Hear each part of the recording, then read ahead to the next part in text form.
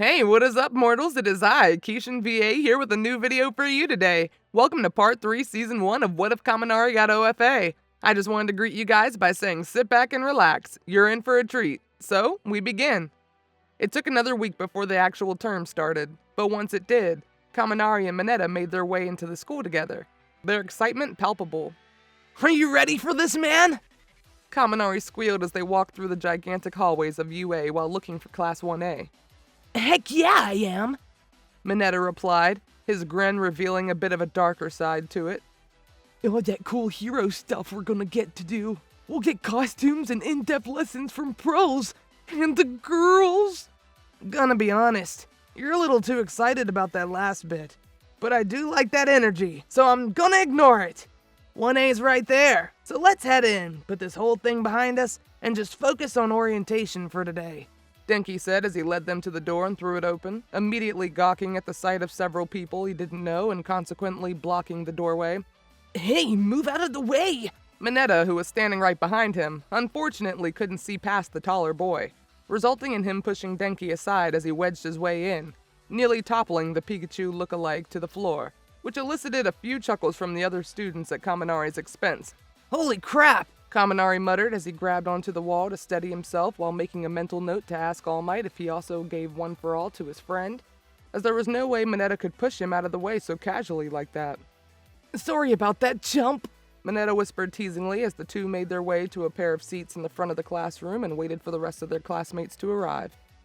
After a swift 5 minutes, it seemed as if all the others had arrived, including a pair of interesting characters that were arguing about proper desk etiquette. You there! Take your feet off that desk immediately! Have you no respect for our upperclassmen?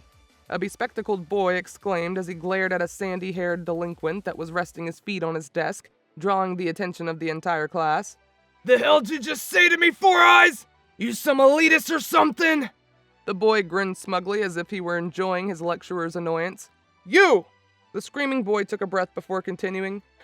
No, let's start over here. I'm Tenya Ida from Somi Academy. And Some, huh? The blonde one interrupted. So you are an elitist? No, I'm just... As the boy tried refuting the spiky-haired jerk's statement, he found himself backed into a corner, prompting the other boy to smile at his predicament. Seeing that the two of them weren't getting anywhere, Kaminari took the opportunity to interject as the voice of reason. Excuse me, he said, gaining the attention of a majority of the class. We're all trying to enjoy what precious time we have left before our teacher shows up and tells us to shut up. So do you two mind not wasting the rest of our time here? Actually, your time's already up. That being said, you did a good job of capturing their attention. That kind of proactive thinking is good for a potential hero. A new, deeper-sounding voice spoke up, scaring the daylights out of everyone. As they all turned their heads back to the entrance, they were greeted by the sight of a caterpillar man. It took you far too long to shut up. We'll have to work on that, the man said as he stood up and unzipped his sleeping bag, revealing a hobo-type figure with messy black hair and drab, all-black clothes complemented with a gray scarf. My name is Shota Aizawa, your homeroom teacher. He proceeded to grab a uniform from inside his dwelling area before returning to the topic at hand. I'm not one for overly long, detailed explanations, so put these on and meet me outside, ASAP, he told them before walking out of the classroom. 7 minutes, huh? Aizawa said as he checked his stopwatch. Room for improvement, but you could be worse. Now then, Bakugo, what was your record in junior high? 67 meters, give or take. It was the annoying blonde from earlier that responded as he was gestured over to a circle in the field and given a softball. Right. Now throw this ball at full force using your quirk. Anything's fine as long as you don't step outside the line. Bakugo smirked as he wound his fist back before screeching out a blood-curdling "Die!" and literally exploding the ball so hard that it flew to the other side of the field. Amongst the oohs and ahs that the students were emitting, Aizawa held up a digital screen that was showing off a number of some kind. It read, 667 meters. This is the gap that exists between your normal limits and your actual limits. The government mandates that all school fitness assessments are to be conducted without the use of quirks in some vain attempt to pretend that we're all equals. But that's a stupid delusion. The truth is that people are inherently born with different gifts and strengths. Some of you are more inclined for hero work, while others are more inclined for physical labor. That's just how things are, especially in a world of superpowers. So before you go any further with these delusions, know this. Here at UA, we're allowed to do whatever the hell we want with our classes.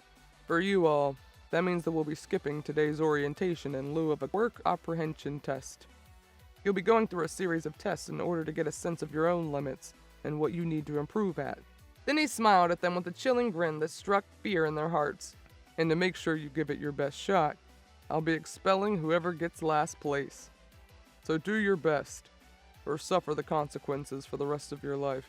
For some reason, even those that would normally speak out about the bizarre and seemingly cruel and unjust punishment he was threatening them with, there was a general feeling of acceptance in the air, as if they all recognized that the consequence of failure was absurd, but they didn't care.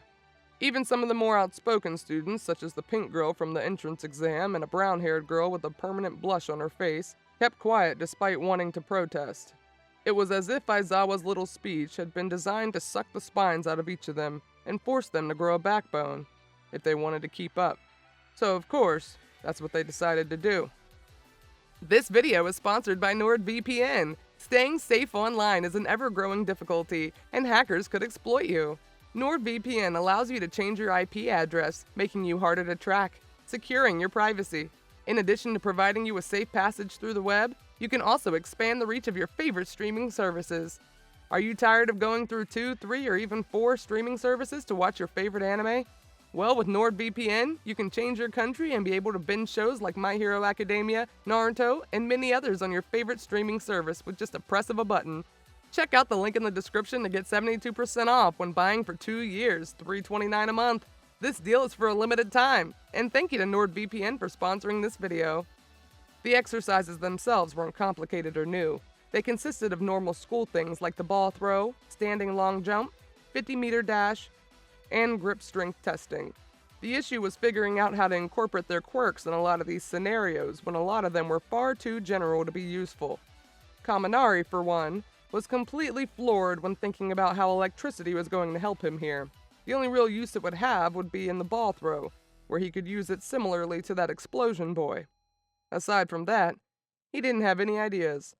As he lined up at the starting line of the 50-meter dash, he realized that he would mostly have to rely on the physical strength he'd been gifted as a result of All Might's tutelage. In that case, he'd do his absolute best in all of these tests. Ready, start, prompting All Might's protege to start hustling to the finish line. It gotta go fast! Gotta go fast! It gotta go fast! Began charging up while running, generating a few stray sparks from the soles of his feet. Then, in a sudden surge of electricity, lightning began shooting out of his feet, propelling him forward and past the finish line faster than he expected. 2.9 seconds. Holy crap! That was kinda scary, but also really cool! The boy muttered as his power manifested in a way it hadn't before. Of course, his thoughts immediately turned to One for All as the explanation for why this was, but he honestly wasn't sure. He hadn't actually tried using it yet, partially out of fear and partially out of disgust. Not half bad for an electric emitter quirk. Now get back in line, Aizawa told him. Yes, sir, Denki replied before scurrying off to the rest of the students. In spite of that weird fluke, the rest of the test went by normally for Denki. Side-to-side jumps, grip strength, and the long run all went by with that strange thunder boost thing not coming back. And the only other way he could use his quirk was in the standing long jump, where he was able to do a semi-somersault and shoot his lightning out of his hands to propel himself forward a bit, and the ball throw, where he just charged the ball up with lightning to get it to 600 meters. All in all, his scores weren't too special, but they certainly weren't the worst either. Hey, Kaminari, how do you think you did? Mineta asked Kaminari as they were waiting for the results to be displayed. Honestly, I don't know, he responded. Unlike you and your infinite side-to-side jumps, I didn't have any one event I excelled at. Best case scenario, I'll probably get around rank 10, 15. I mean, I'm pretty strong, but the Ice Guy and Creation Girl were in a league of their own. Even that Bakugo guy did pretty well, Denki explained with a frown. Well, if I'm being honest, I'm not the most confident in my own performance either. I mean, I only really did well in the side hops. If I didn't get average scores, I'm probably gonna get in the low rank. Alright, instead of telling you your scores, I'm just going to post them all at once.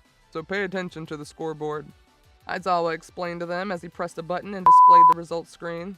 On it displayed a Momo Yaoyorozu in first place, a Shoto Todoroki in second, and Katsuki Bakugo in third. But of course, it was to be expected that Mineta and Kaminari were below 10th place. Kaminari himself placed. Yeah! I got 12th place! Denki exclaimed as he saw that his ranking was higher than he expected. He honestly expected to be 14th or 15th. Turning to his little friend, he wanted to see if Mineta was in as good as a mood as he was. Hey, Mineta, would you? Kaminari stopped as soon as he saw his friend's tear-stricken face. It was obvious as to what could possibly upset him like this. I got last place. The gray-haired boy gasped as he collapsed to the ground. How could I? Mr. Aizawa, expel me instead! Kaminari blurted out, calling forth the gazes of the other 19 students and their teachers. Care to repeat that, Kaminari? The teacher asked, his eyes containing a mixture of curiosity and amusement. Denki took a quick glance at Mineta and saw his despair-ridden face now overtaken, if only briefly, with the clear hope of salvation. While he didn't want to screw himself over on the first day like this, perhaps it would be best if he, All Might's protege, was the one to get expelled here. After all, he had the #1 hero in Japan on speed dial. If anyone had equipped to survive without UA, it was him.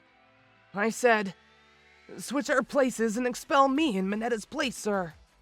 Aizawa smiled. Well, I can do that if you want, but I'm not expelling anyone. That was just a lie to make sure you all tried your best. Say what now? Denki's question was mirrored by the rest of the class, with the exception of a ponytailed girl that said something about having figured it out earlier before apologizing for not informing the rest of them. Of freaking course you should have! Mineta bellowed with tears still in his eyes. If you're all done being in shock, the only thing left is to get your syllabus from the class and then you can leave. Kaminari, Mineta said as the duo walked back to class together. About what you did earlier. Don't mention it, dude. I'm sure you would have done the same for me. Kaminari cut the purple boy off with a small smile. But that was really manly of you, man. Huh? Kaminari turned around to see a silvery-haired boy with some sort of mask-like portion around his eyes. Sorry, who are you? The newcomer smiled and extended his hand. The name's Tetsu. And like I said, that was really manly of you, man. Thanks, Kaminari said while shaking Tetsu's hand. But I didn't do it to get recognition or anything. I just couldn't stand seeing my friend looking so miserable. Yeah, that's exactly the point. You were so selfless back there. It really inspired me. Tetsu exclaimed with stars in his eyes. You're a bit overzealous, but you remind me of a friend of mine that would totes agree with you. A female voice said from behind, or rather, in front of the trio. Hey, you're that girl from the entrance exam. Mineta squealed in delight before covering his mouth. Sorry, I'm really emotional right now. He lied, Yeah, I can imagine. completely buying his tall tale. Especially what happened in the entrance exam. I mean, this is the second time he's saved your butt in the past month, right? For real? That's... Okay, calm down, Tetsu. Kaminari interjected before the boy could praise him again. Look, I get that you're a fan of heroic things like self-sacrifice, but the day's over now. So let's just get our syllabi and head home, okay? He does have a point. Oh, my name's Ashiro, by the way. The girl introduced herself as the four of them made their way to the classroom. Kaminari. Mineta. With their introductions complete and their syllabi obtained, they all made their way down to the train station to go their separate ways for the day. But not before Kaminari gave a quick smirk to Mineta, as if to mock him for that little bit of embarrassment at the beginning of the day. Thank you all for indulging yourselves in all this information thus far. I hope you enjoyed it. Now, there are a few things I'd like to go over before the video ends. Firstly, I'd like to say if you're in the mood for some great storytelling, We the Celestials has got you covered. Our We the Celestials, My Hero Academia, and Naruto What If channels retell the story of their namesake anime with a twist. Check it out if you're interested. Secondly, on behalf of We the Celestials, I'd like to thank everyone involved in today's excellent content production. Their details can be found in the description below. Lastly, if you're interested in what we do here at We the Celestials, I'd like to extend an invitation for you to join the team. The only caveat is that we only accept members from the age of 16 to join our crew. You can sign up for whichever category fulfills your interest by joining the recruitment Discord using the link in the description below. We're always looking for members to join us. Well, that's it from us for today's video, so thank you all for watching. Have a great day.